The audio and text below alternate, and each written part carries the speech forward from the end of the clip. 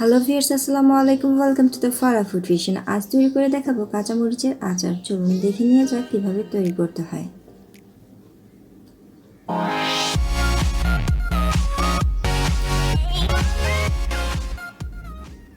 এখানে 300 গ্রাম কাঁচামরিচ ধুয়ে শুকনো কাপড় দিয়ে মুছে নিয়েছি। মরিচের বোটাগুলো এখন ফেলে দেব। মরিচ বাছা হয়ে গেছে।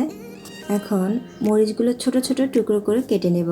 আপনারা আপনাদের পছন্দ অনুযায়ী সাইজে মরিচ কেটে নিতে পারেন। এছাড়া কম ঝাল বা বেশি ঝাল মরিচ বাছাই করেও নিতে পারেন।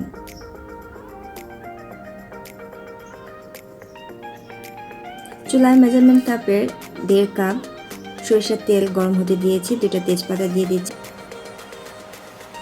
2টা দারচিনি, হাফ চা চামচ আস্ত মেথি, 1/3 চা চামচ হিং দিয়ে দিচ্ছি, 1 চা চামচ আস্ত পাঁচফোড়ন দিচ্ছি,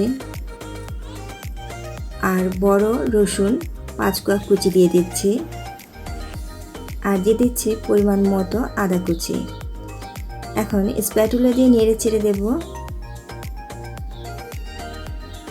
কাঁচামরিচগুলো ঢেলে দিচ্ছি, সব উপকরণের সাথে মিশিয়ে নেব।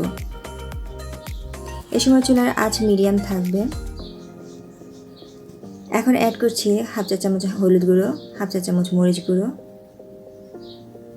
1 চা চামচ খাবার লবণ। লবণ ও মশলার পরিমাণটা আপনারা আপনাদের স্বাদ বুঝে কমিয়ে বাড়িয়ে দিতে পারেন।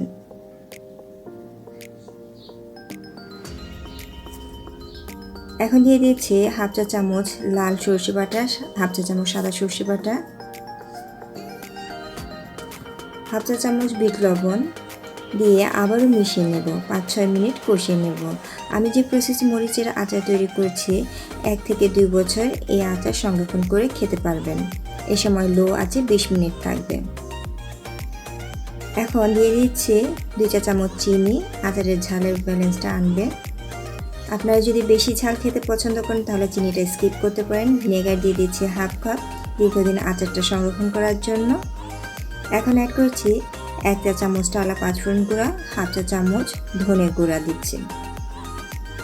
তেল উপরে উঠে এসেছে, এখন নামিয়ে ফেলবো। তৈরি হয়ে গেল কাঁচামরিচের আচার। এই আচার দিয়ে খিচুড়ি, ডাল, ভাতের সাথে খেতে বেশ ভালো লাগে। আজকের রেসিপিটি যদি ভালো লেগে থাকে লাইক কমেন্ট শেয়ার করবেন। নতুন নতুন রেসিপি পেতে সাবস্ক্রাইব করুন, পাশে থাকা বেল আইকনটি ক্লিক করবেন। আল্লাহ হাফেজ।